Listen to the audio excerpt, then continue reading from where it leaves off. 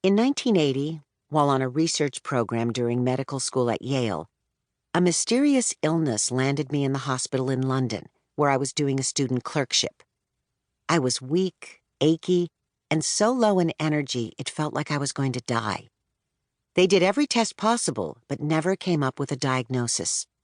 No lurking cancer, no rare infectious disease, no organ malfunction, no autoimmune issue. Everything came back normal.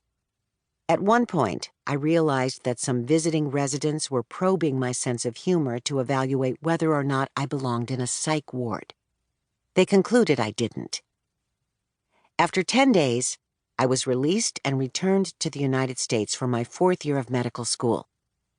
I was taken off the plane in New York in a wheelchair and paid for a limo back to New Haven. I appealed to the dean for some breathing room, but without a diagnosis, I was given no time off and got very little sympathy from faculty, family, or friends. My social support evaporated as people either didn't believe me or began to see me as difficult. I did what I had to do to muscle through. I took an apartment across from the hospital in order to be able to go back to sleep after 5:30 a.m. rounds. Somehow, I made it through, wrote my dissertation, and graduated.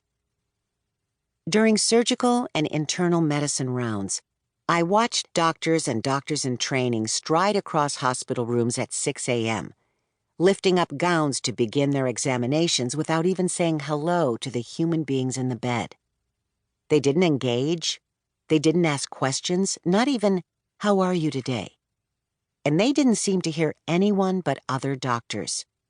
And with the sickest of patients, when they ran out of tools, physicians disappeared, abandoning people who had lives and experiences and families much like their own without so much as a farewell.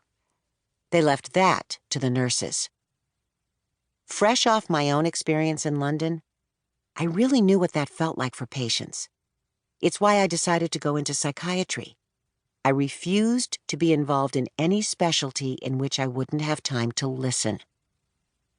The brain, in fact, the entire human nervous system of which the brain is a part, is hungry for connection. The feedback that we get from conversation, from sincere questions, tells us that we are accepted and that we belong. When we don't get this essential social vitamin, we starve the circuits of the nutrients they need. We get sicker. Our mental acuity withers. Depression creeps into and attacks our system. Being abandoned by doctors and by our social support teaches us to abandon ourselves. This is what made me start the Women's Mood and Hormone Clinic at UCSF in 1994. I wanted to give women what I didn't get.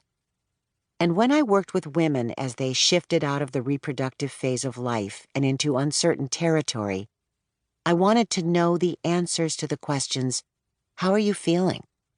What are your days and nights like? What scares you? What's making you happy now? And most important, can you tell me your story? I want to hear everything. For 30 years, I have been listening hard to the stories of joy and loss, discovery and fear, freedom and disorientation from women in transition. And for most of that time, I have been sitting at the vanguard of research at UCSF's medical school, where I've had a front row seat to groundbreaking, impactful science. I've witnessed the emergence of real actions we can take to come into our fullness, with an increasing number of doctors and organizations focused on exactly this.